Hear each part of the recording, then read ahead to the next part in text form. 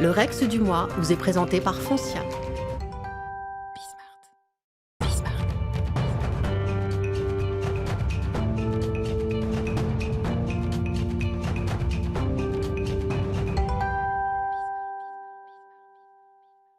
Le Rex du mois, une fois par mois, Frédéric Fougera vient nous rendre une petite visite. On est très heureux de l'accueillir, évidemment.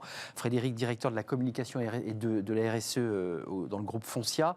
Un retour d'expérience, c'est une expérience aussi qui vous a traversé. J'ai lu d'ailleurs dans Focus RH que vous aviez fait un papier Arrêtons d'être cons, je crois que c'est le titre. Vous avez tapé très fort sur cette question de l'inclusivité. Être inclusif pour mieux recruter. Est-ce qu'être inclusif, Frédéric, c'est important pour l'image de l'employeur? Vous avez vu, je mets tout de suite de côté la polémique sur l'écriture inclusive qui a fait couler de l'encre pendant des mois et des mois. Alors, on peut revenir sur l'écriture inclusive. Oui, parce que celle-là, c'est la polémique, c'est le sujet de polémique. Alors, pour répondre à votre première question, oui, c'est très important pour l'image employeur, tout simplement parce que ça permet de montrer ce qu'est l'entreprise, et donc ça lui permet de recruter le plus largement possible. Et le recrutement, c'est peut-être une des choses les plus difficiles dans l'entreprise. Donc, savoir recruter et ne pas exclure les talents potentiels, c'est très important. Mais attention, vous parlez d'écriture inclusive. L'inclusivité, ce n'est pas que de la communication, c'est d'abord des politiques RH, c'est d'abord de la culture managériale, et ensuite c'est aussi de la communication, parce qu'il faut savoir valoriser tout cela, mais c'est certainement pas qu'une question de communication. C'est important quand on parle d'image employeur de ne pas réduire un sujet à seulement de la communication. C'est ce que vous dites d'ailleurs dans votre tribune et que vous allez nous dire, parce que quand on parle d'inclusivité ou d'inclusif, on associe tout de suite à l'écriture inclusive. C'est pas que ça. Mais pas du tout, c'est pas du tout parce que ça. Parce que ça a beaucoup agacé, il faut mettre un petit point, il faut mettre un E, on ne savait pas comment ça marchait, on n'y comprenait pas grand-chose. Donc oui, l'inclusivité, ça passe notamment par l'écriture inclusive, mais qui n'est qu'un des nombreux éléments qui participent à l'inclusivité. Mais puisque vous me titillez sur l'écriture inclusive... C'est compliqué quand même. Ben non, en fait, c'est pas du tout compliqué. Vous maîtrisez. C'est compliqué uniquement si on a envie d'en faire un sujet polémique. Alors c'est vrai qu'on est dans le pays de la politique où tout est polémique et où on aime débattre. Mais ce qui est compliqué, ce qui concentre l'essentiel des critiques, c'est ce qu'on appelle le point milieu ou le point médian. C'est effectivement heurtant, c'est effectivement difficile à lire, et c'est surtout jamais indispensable.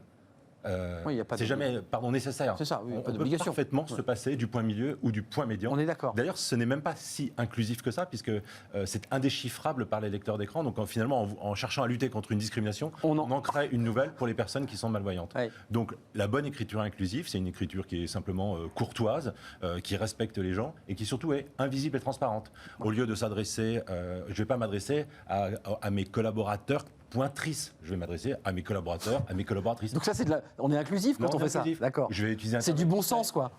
Tout simplement. Ouais. Je vais m'adresser à mes équipes. Du coup, j'utilise un terme épicène. Et en fait, je rédige, j'écris ou je m'exprime de façon inclusive, en toute transparence, sans que personne n'ait le sentiment que je cherche à lui imposer quelque chose. Parce que le mot inclusif, quelque part, c'est comme tous ces mots à la mode, on les utilise de façon abusive et finalement on a l'impression qu'on cherche à vous imposer quelque chose et ça suscite le rejet. Alors en fait, parlons juste d'écriture courtoise ou respectueuse et puis comme ça l'entreprise peut se montrer inclusive. C'est bien, il faut redescendre un peu la pression sur ce sujet, Frédéric, c'est intéressant parce que c'est monté très très haut ce sujet, c'est allé jusqu'au ministre de l'Éducation nationale, enfin tout le monde en a débattu, ça peut aller très très haut. C'est pour ça que je dis qu'il faut arrêter d'être con avec l'écriture inclusive. Oui, parce que c'est à lire le papier dans le détail, dans Focus RH, c'est un papier très, très détaillé sur ce sujet justement. Qu'est-ce que gagne l'entreprise finalement? De l'image employeur, ça lui apporte quoi ça?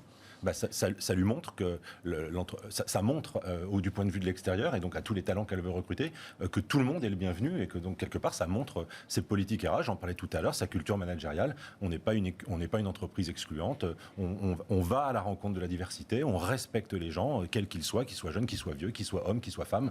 Voilà, l'entreprise elle doit être inclusive parce qu'elle en a besoin, hein. C'est pas un effet de mode c'est vraiment une question de business. L'entreprise elle doit recruter un maximum de personnes de talents et de diversité. Le plus donc il faut qu'elle le montre et il faut aussi qu'elle le prouve. Qu'elle le prouve et il faut aussi qu'elle montre qu'ils sont les bienvenus et qu'elle le prouve parce que si c'est pas la réalité de votre politique, alors aussi ça va se savoir et là ça va être très mauvais pour votre image employeur. Merci Frédéric Fougera d'avoir fait un tout petit peu redescendre la pression autour de ce mot inclusif. Je rappelle Frédéric, vous êtes le directeur de la communication et du RSE dans le groupe Foncia. On se retrouve dans un mois pour un nouveau Rex, un nouveau retour d'expérience. C'était un vrai plaisir. On fait une courte pause si vous en êtes d'accord évidemment. évidemment. Puis on revient dans notre cercle RH et notre débat avec Yves Verrier, qui est le secrétaire confédéral général de Force ouvrière. Et puis on sera avec Bertrand Martineau pour parler d'emploi, de crise sanitaire, de crise économique. Qu'en disent les syndicats? Mais on va lui poser la question dans quelques instants. On se retrouve juste après.